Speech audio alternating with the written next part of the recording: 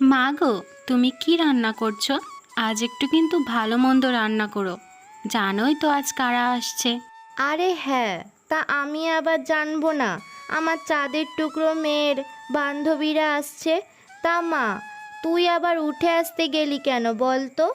তোমাকে যেটা দেখাতে আসলাম, ভালো করে দেখো আমায় মা। আজ আমি নতুন শাড়ি পরেছি, বলো তো আমায় কেমন লাগছে?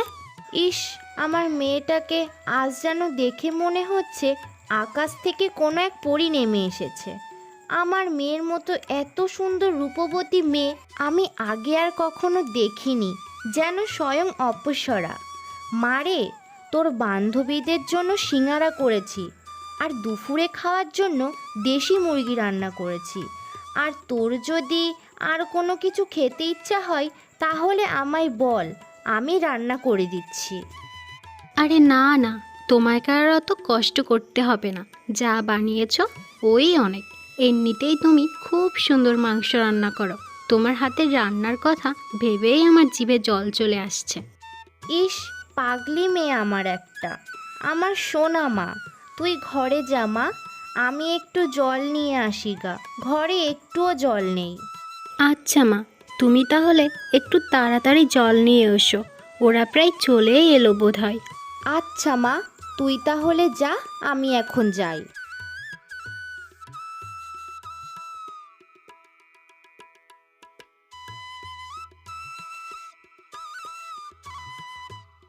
তা ও ছোঁয়ার মা, কোথায় যাচ্ছ গো?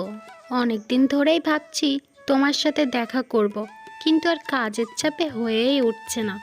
এই তো আমি একটু জল আনতে যাচ্ছি। তা কিসের জন্য দেখা করতে যাচ্ছিলেন? তোমাকে কি আর বলবো বলো, আমার ভাইয়ের ছেলেটা কদিন আগেই আমাদের বাড়ি এসেছিল। তখন তোমার মেয়েটাকে দেখেছিল কোথায় যেন। সেই থেকেই বায়না ধরেছে বিয়ে করলে তোমার মেয়েকেই করবে। তো তুমি বলো। দেখো, আমার ভাইয়ের ছেলেটা কিন্তু খুবই ভালো, পড়াশোনায়ও ভালো, এখন একটা চাকরি করছে। ধীরে ধীরে আরও উন্নতি হবে। হ্যাঁ, ও তো 2 দিন অন্তর অন্তরই আসে আমার মেয়ের জন্য সম্বন্ধ। তাই বলে কি আমি বিয়ে দিয়ে দেব নাকি? আমার মেয়ের মতো এত রূপসী মেয়ে তুমি আর একটা খুঁজে পাবে না, বুঝলে? তুমি তোমার ভাইয়ের ছেলেকে তো দেখেছো, চেহারা যা ছিঁড়ি। বাবা গো, তুমিই বলো, আমার মেয়ের মতো এত সুন্দর চাঁদের টুকরোর মেয়ের সাথে ওই ছেলেকে কেমন করে বিয়ে দেব? হ্যাঁ, আমার মেয়েকে এমন বাড়িতে বিয়ে দেব যেখানে সে পায়ের ওপর পা তুলে থাকবে, ছেলে উঁচু লম্বা থাকবে, ধন সম্পদের কোনো অভাবই থাকবে না। এমন বাড়িতে বিয়ে দেব আমার মেয়েকে, বুঝলে তুমি? আরেকবার ভেবে দেখো, ছেলেটা কিন্তু খুব ভালো, তোমার মেয়েটাকে খুব ভালো রাখবে, কোনো কষ্ট পেতে দেবে না। আর ধন সম্পদই সব হয় না, একটা ভালোবাসার মানুষ পেলে তাতেই সারা জীবন সুখী হওয়া যায়। আর এমন তো নয় যে একেবারেই কিছু নেই, যথেষ্ট পরিমাণে আছে। এই দেখো, তোমার ওই মন ভোলানো কথা তোমার কাছেই রাখো। আর বড়লোক বলে কোনো কথা নেই, তাই না? তোমার মেয়ের তো গরিব ঘরে বিয়ে হয়েছিল, তার ডিভোর্স হয়ে গেল কি করে 2 দিন পরে? ছোঁয়ার মা, আমি এই নিয়ে কথা বলতে চাই না। আমার মেয়ের নিয়তিতে ছিল, তাই হয়েছে। প্রথম প্রথম জামাই খুব ভালো ব্যবহারই করত, কিন্তু পরে যে এমন হবে তা আমরা কল্পনাও করতে পারিনি। তার জন্য আমি এই কথা আর বাড়াতে যাচ্ছি না। কি জানি বাবা, কি চলে তোমাদের? তলে তলে তো কত কিছুই শুনতে পাই। যাই হোক, সরো এখন।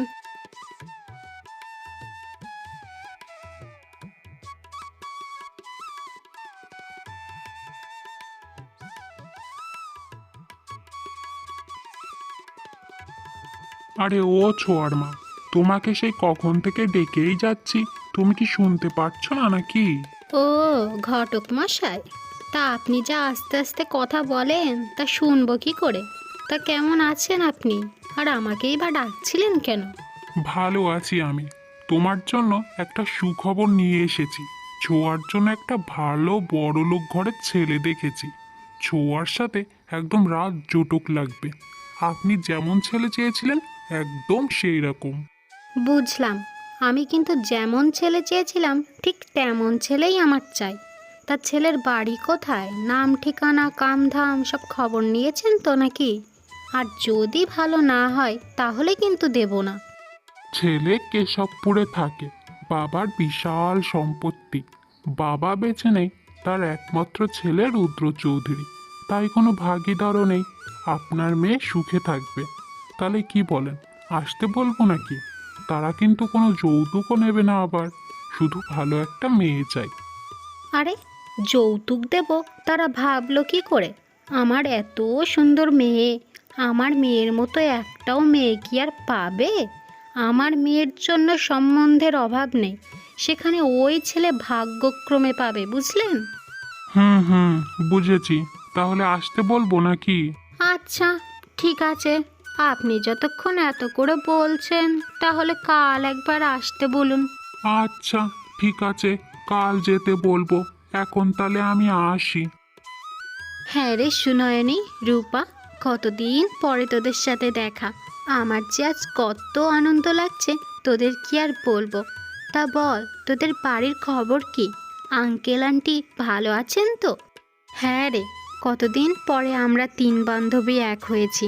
ছোটবেলাকার স্মৃতি মনে পড়ে গেল। একসাথে খেলাধুলা।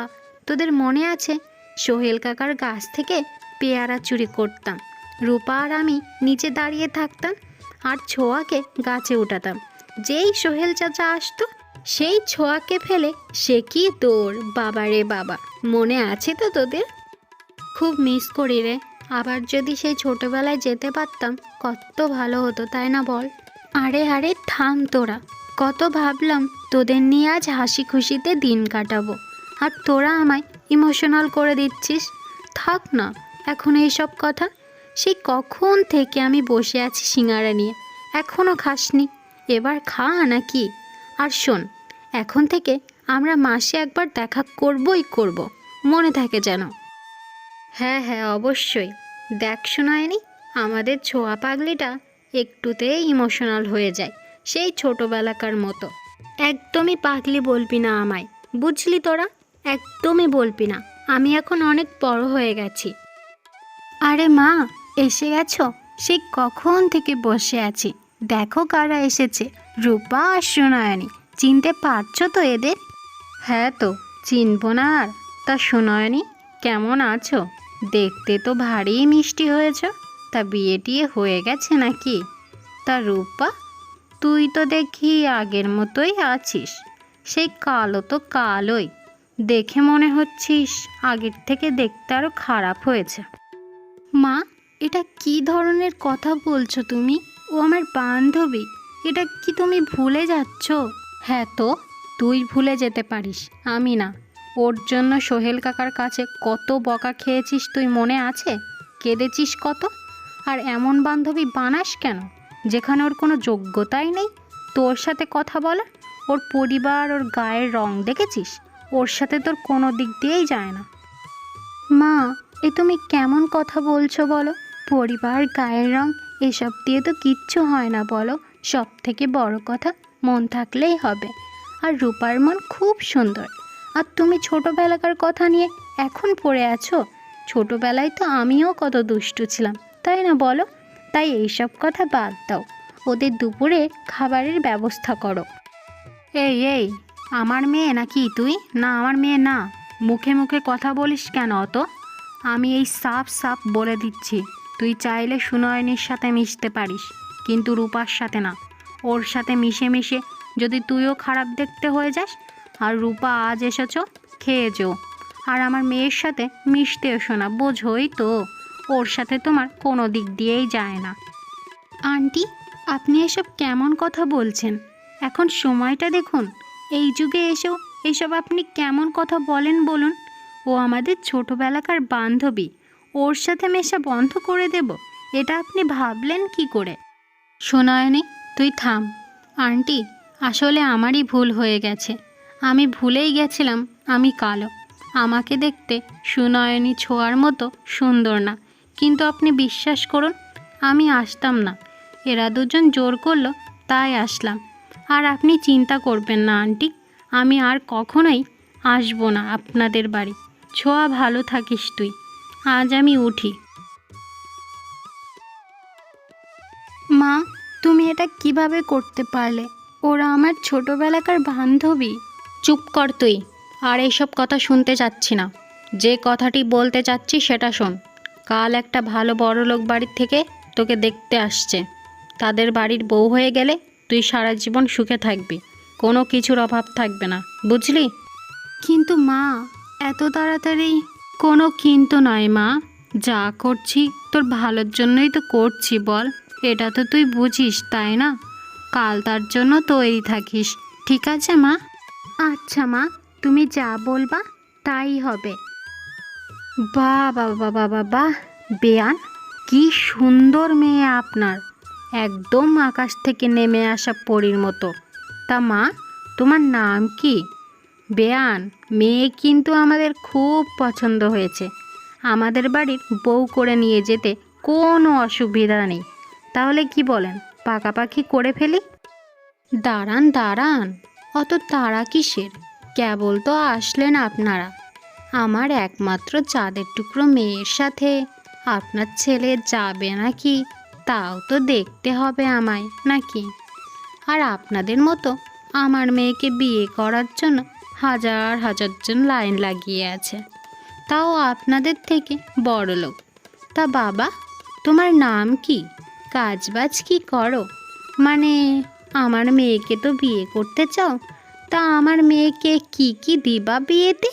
খালি গলায় নিয়ে যাবে নাকি গলা ভর্তি করে, তাও তো দেখতে হবে আমায়। আর যদি তাই হয় তাহলে এখনই বলে দাও, আরও ভালো ছেলে দেখবো আমার মেয়ের জন্য। আমার নাম রুদ্র চৌধুরী। 50 বিঘা জমি আছে, আর এমনিও অনেক অনেক দোকান আছে শহরে ভাড়া দেওয়া, আর টুকটাক তো অনেক কাজই আছে। তাই এই নিয়ে আপনি একদমই চিন্তা করবেন না, টাকার কোনো অভাব নেই। সেই জন্য ছোঁয়ার কোনো অসুবিধাই হবে না। আর আপনি গয়নাগাটির কথা বলছেন, মা আমার বউয়ের জন্য ভারী ভারী যে কত ভরি গয়না করে রেখেছে তার ঠিক নেই। আর এতেও যদি না হয় তাহলে আপনি বলুন আর কি কি চান, তাহলে সেটাই করে দেওয়া হবে। আমি শুধু ছোঁয়াকে বিয়ে করতে চাই, ব্যাস। আমি আপনার যে কোনো শর্তেই রাজি। বুঝলাম, বিয়েতে আমি রাজি, কিন্তু আমার মেয়ের যেন কোনো কিছুতেই অভাব না হয়, এটা মাথায় রাখবেন। না হলে কিন্তু ভালো হবে না। আমার একটা মাত্র চাঁদের টুকরো মেয়ে। এই নিয়ে আপনি একদমই চিন্তা করবেন না বেয়ান, মেয়ে আমাদের বাড়ি সুখেই থাকবে। তাহলে বিয়েটা 2 দিন পরেই ঠিক করি। ঠিক আছে, তাহলে তাই হোক। ছোঁয়া, তোমার এইখানে থাকতে যদি কোনো অসুবিধা হয় তাহলে আমায় বলবে, আমি তোমার সব কষ্ট মুছে দেব, ঠিক আছে? আমার কোনো কষ্ট হবে না, তুমি আছো তো? আচ্ছা ঠিক আছে, তাহলে কাছে এসো। বৌমা, উঠে পড়েছো? বাহ, আজ তো তোমার এই বাড়িতে প্রথম দিন। নতুন বউদের প্রথম দিন রান্নাঘরে রান্না করে সবাইকে খাওয়াতে হয়। তাহলে চলো মা। মা, আপনি যান, আমি একটু পরেই আসছি। ঠিক আছে মা, তুমি তাহলে তাড়াতাড়ি এসো।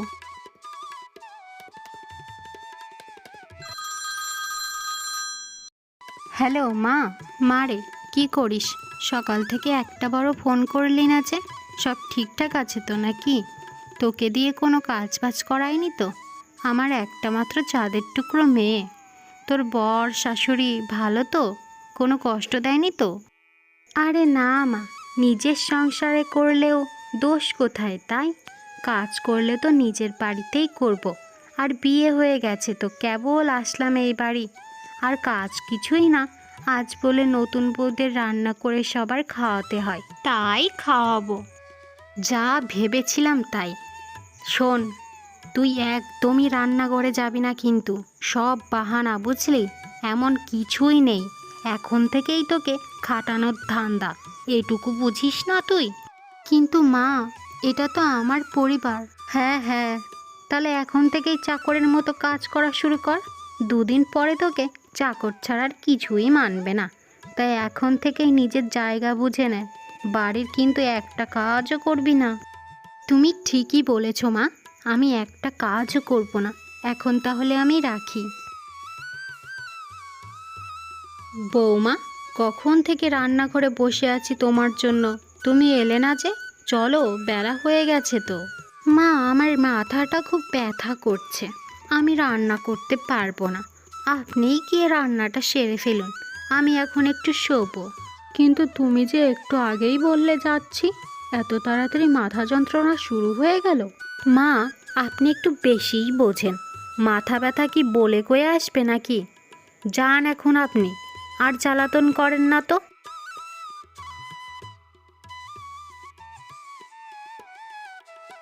ছোঁয়া, আমি শুনলাম তুমি মায়ের সাথে খারাপ আচরণ করেছো, এটা কি সত্য? বাবা, একদিন যেতে না যেতেই বউয়ের খুঁত ধরা শুরু করে দিয়েছো। বাহ, আমি কি এমন করেছি যে এমন বলছো?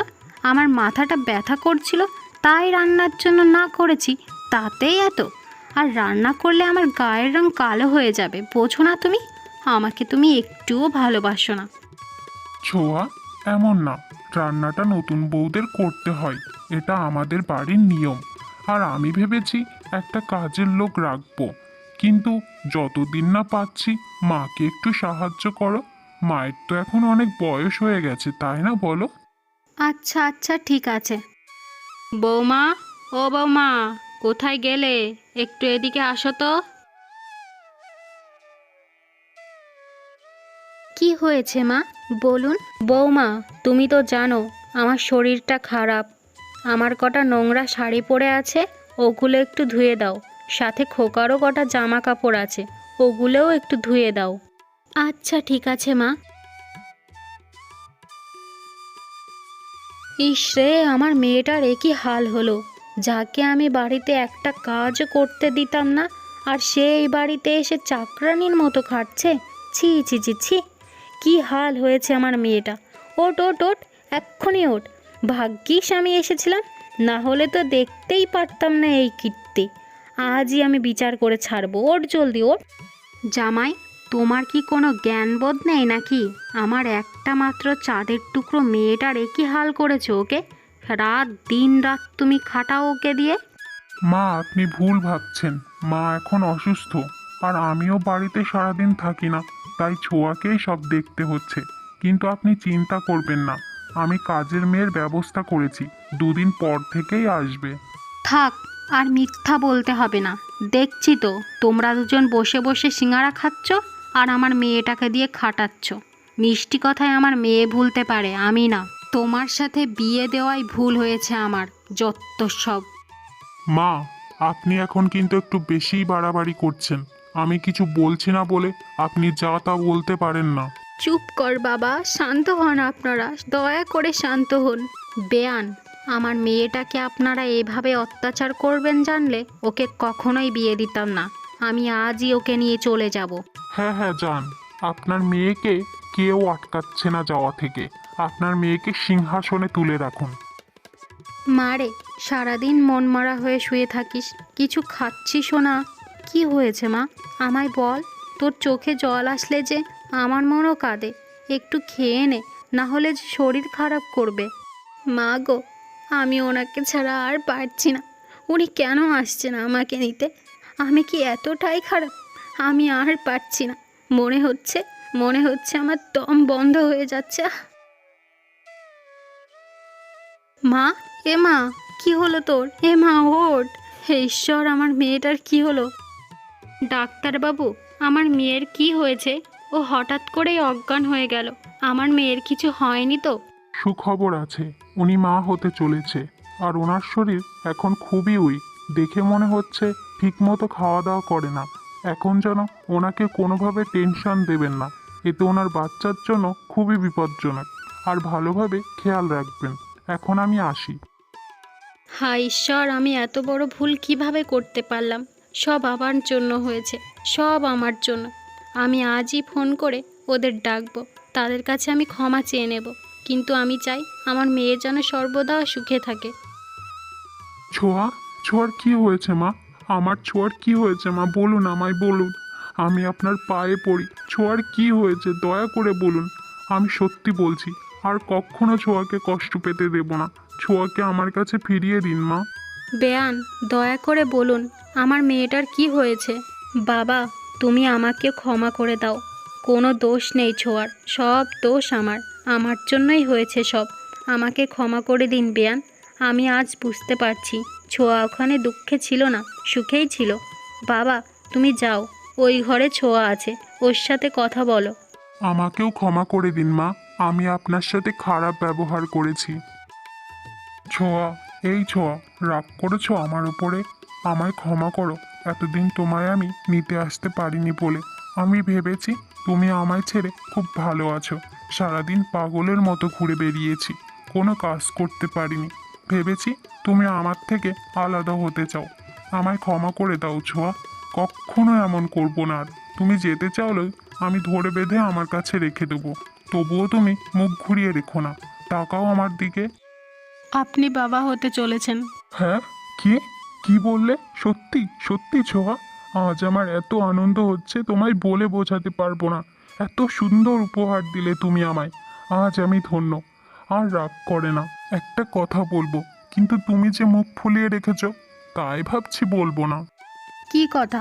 কি বলবেন আপনি? ছোঁয়া, ও ছোঁয়া, আমি তোমাকে অনেক ভালোবাসি, ওই আকাশ সমান। তুমি আমাকে ভালোবাসো তো ছোঁয়া?